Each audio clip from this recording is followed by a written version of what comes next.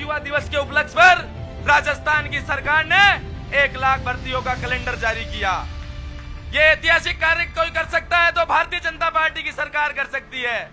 ये ऐतिहासिक कार्य आप सबको पता है, पिछला कांग्रेस का राज भी हमने देखा है। पिछले कांग्रेस के राज में युवा निराशा में डूब चुका था, युवाओं को ठग लिया गया था कांग्रेस की सरकार ने।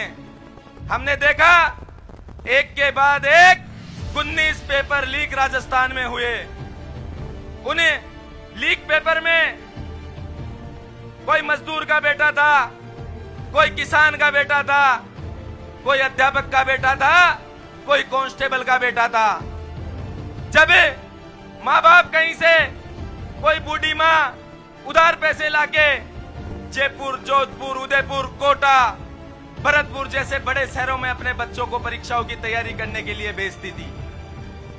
लगातार कई दिन तक मेहनत करने के बाद में, लगातार परिश्रम करने के बाद में उस युवा को पता चलता था कि उसका पेपर बेच दिया गया और कांग्रेस के किसी नेता के रिश्तेदारों को वो पेपर दे दिया गया, तो उसको बड़ी निराशा होती थी।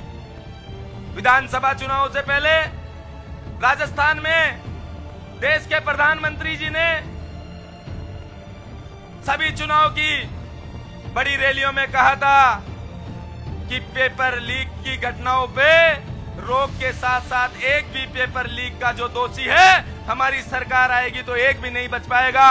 और मुझे खुशी होती है आप सब लोगों को बताने में कि भारतीय जनता पार्टी की सरकार बनने के बाद 400 लोगों को जेल की सलाखों में जाना पड़ा है।